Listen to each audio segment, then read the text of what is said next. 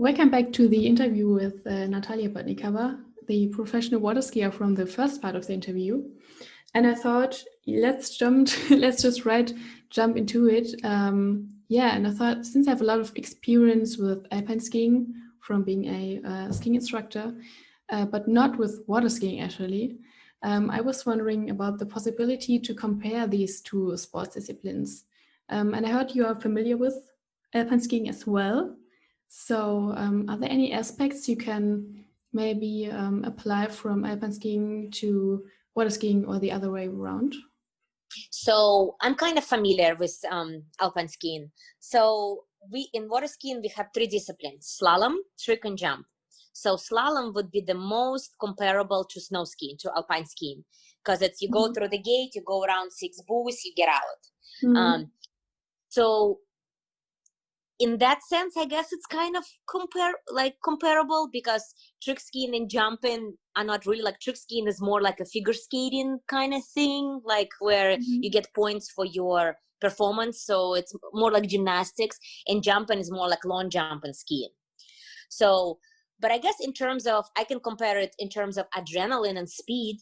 We're going fast, like we're going 55 kilometers per hour behind the boat, going around the buoys, and the rope gets shorter and shorter. So the intensity of a cut becomes really strong. Then I also can compare jumping. So jumping, we probably get around, 70 miles per hour, maybe hitting the ramp when you have a good jump, cutting across. So maybe speed of alpine skiing could be compared to jumping there.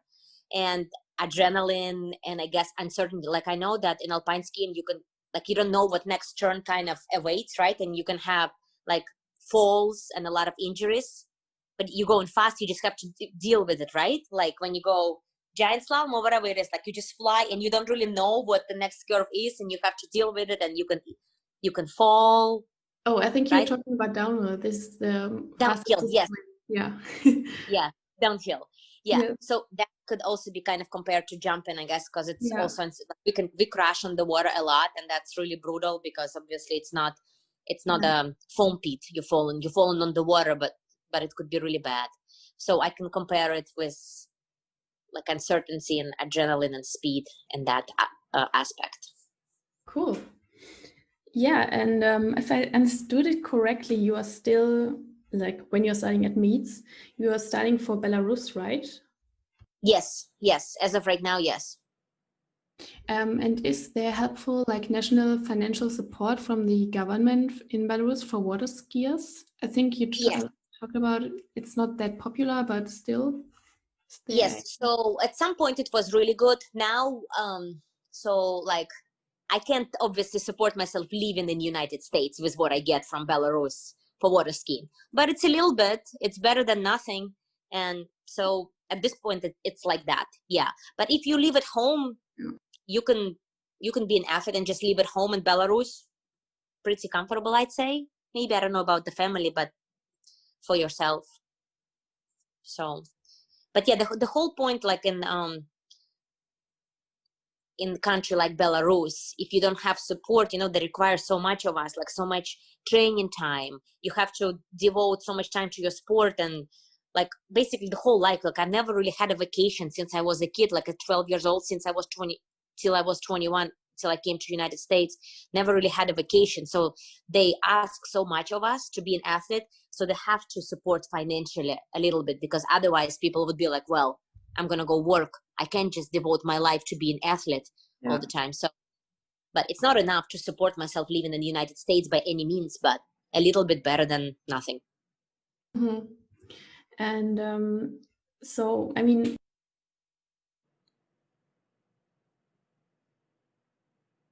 sorry, I had a little bit problem with the microphone. We all know that there are sports where you can earn like a lot of money, like men football or something. And when, there are other disciplines where this is not the case, like women football, actually.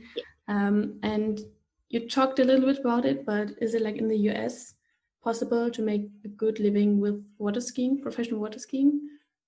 Not really. So I was, So I was at the top of my game, basically winning every tournament, and also not just one discipline. I was winning both disciplines. I was winning trick, jump, and sometimes overall.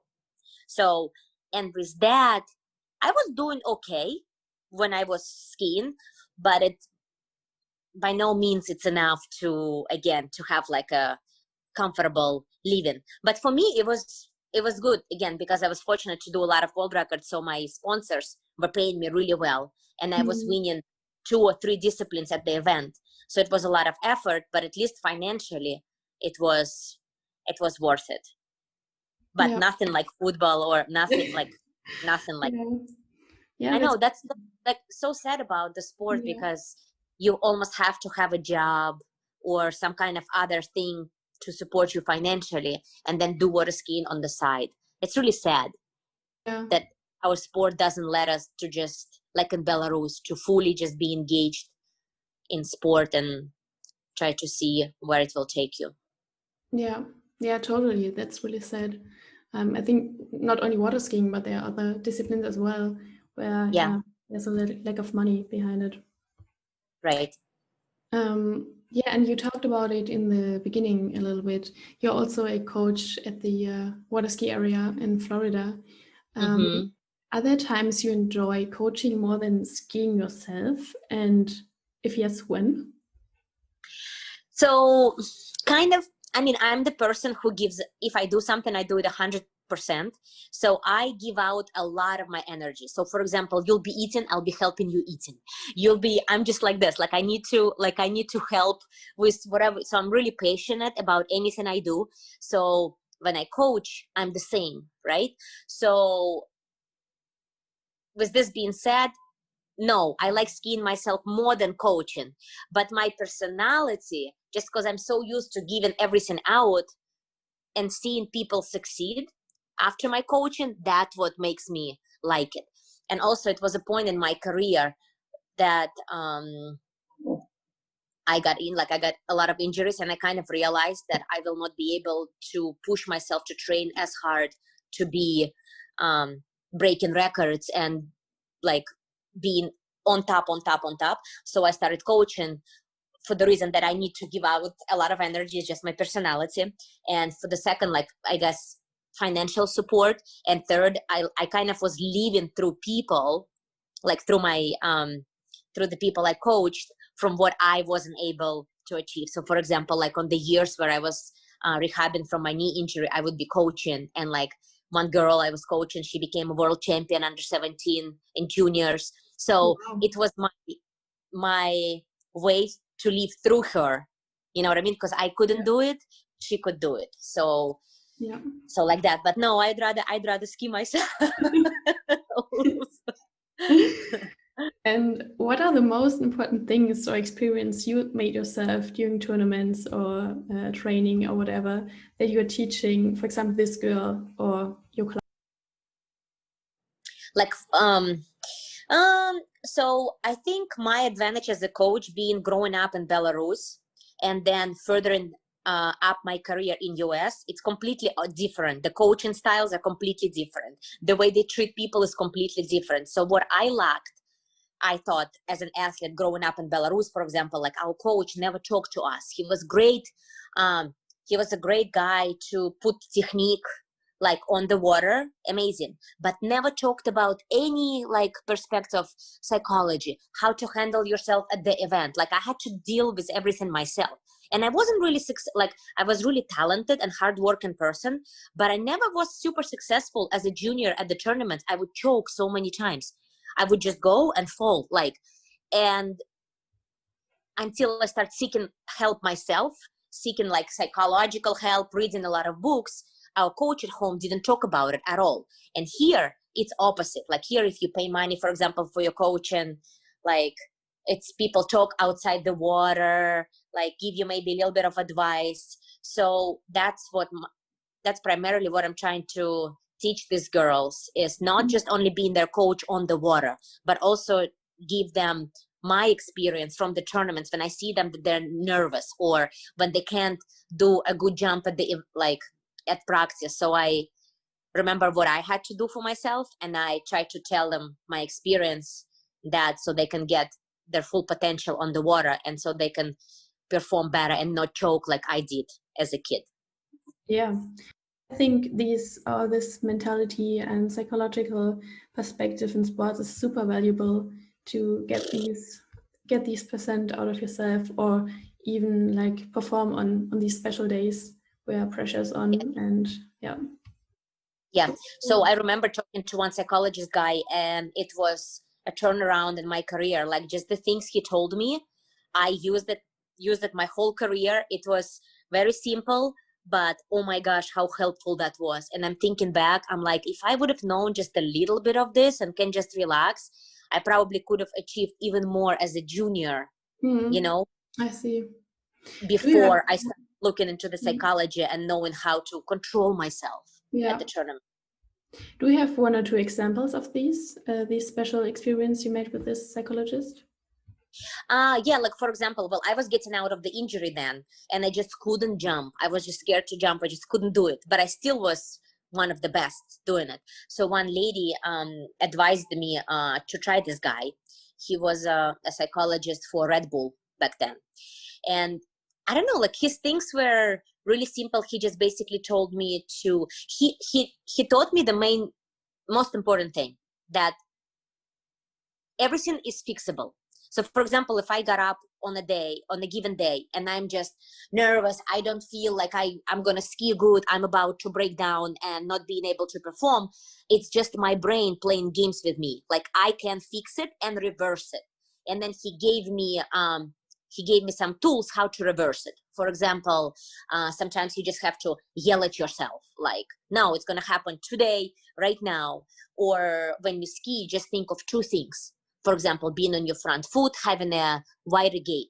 So like those little things. But the main thing, like I said, was to separate head games.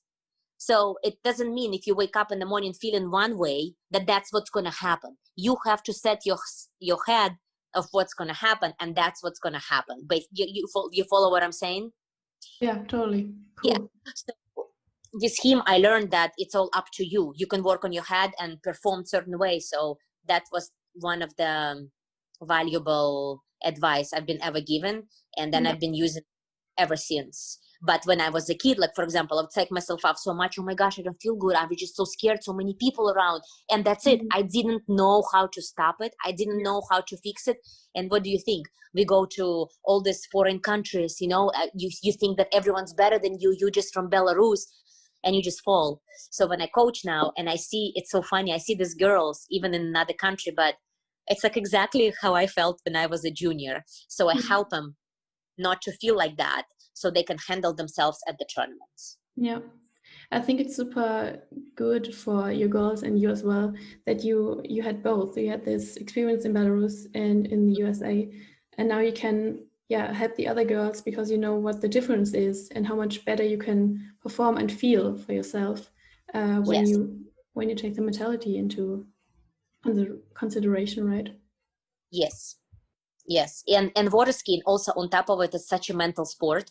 For example, little comparison to running or swimming. Like I remember when I ran and swam in high school in Belarus, I would be standing there like I knew I was going to win. I knew it, because it all depends on how fast you run or how fast you swim. Water skiing, it's not like this. There is buoys, there is weather, there is the boat. There is so much technical part about it. Like you can drop your shoulder at one buoy and you're done. You screw your whole pass. So this sport is even more important to know some psychological level, because it's so mental. I'd say probably 80% of it is mental. If you get the mental part figured out, you will get the good score easier in our sport, opposed to, for example, like running or swimming, where it all just depends on your power. Yeah, I see. I mean, 80% is crazy. That's like, that totally makes the difference. I mean, I think at some events it was 100% for me. I would psych myself out so much, like without knowing how to handle this thing. And like I blew completely one of the world championships. I completely blew it because I was just, and that was before that guy. That was before that. before that guy. And now looking back, I'm like, oh my gosh, there was nothing wrong with me. I was completely ready to ski. I just completely didn't know how to handle this. And I let this get in the way, but in a way of major. Like I got out of that World Championships with one medal, bronze medal. It was just horrible. But at the same time, if you don't fall hard, you don't learn, right? Yeah, that's right.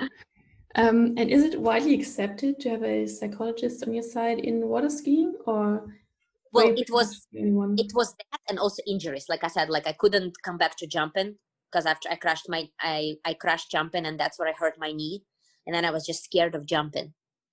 And some people saw that and they advised me like, hey, you can go back to it, have some help, talk Yeah. to this guy. Or so that was major reason, coming back after the injury, coming back to the sport on the level I used to do it. That's why I seeked psychological. But I also asked that guy not just about the injury. Our sessions with him prolonged to just competing, like way more than just coming back to the sport after injury.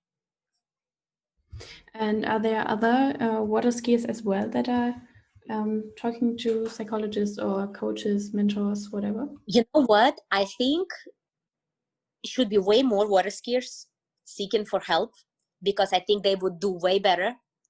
But again, see, like our sport doesn't have that much of a financial support. So like a lot of people do it like on the side. For example, they're working and they just water skiing on the side. So then when it's set up like this, they don't believe that they should be go so into it and using all this psychologists to do it. But I believe way more of them should use it and they would enjoy it and get way better scores, 100%. Yeah, I see. Yeah, cool to hear that. I like to talk about the psychology and the mentality of the sports, and to get that first-hand information is super interesting and valuable for other athletes that might watch this interview and may be motivated to search for a psychologist as well, like you did. Yeah, thank you. No, it's really important. It's really important. Yeah. Yeah, and we are already talking about the last question I had prepared. What are your personal goals for the upcoming years? I mean, you talked about you're not sure about your continuing the sport or maybe coaching. Do you still have any goals, or are you still in the thinking process?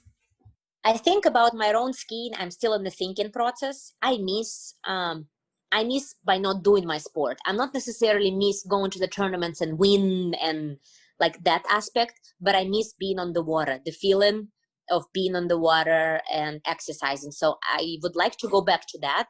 As far as tournaments, I'm not sure. Like if I will be able to handle mom life and still ski and see the improvement, I might try to compete. Mm-hmm. If not, no. And I think my main goal would be focusing on coaching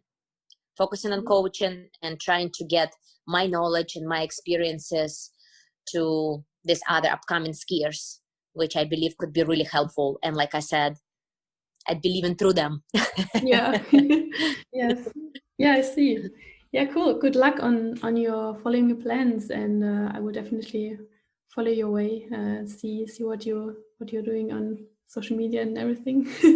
Yeah, So so I need to do a little bit better on the social media.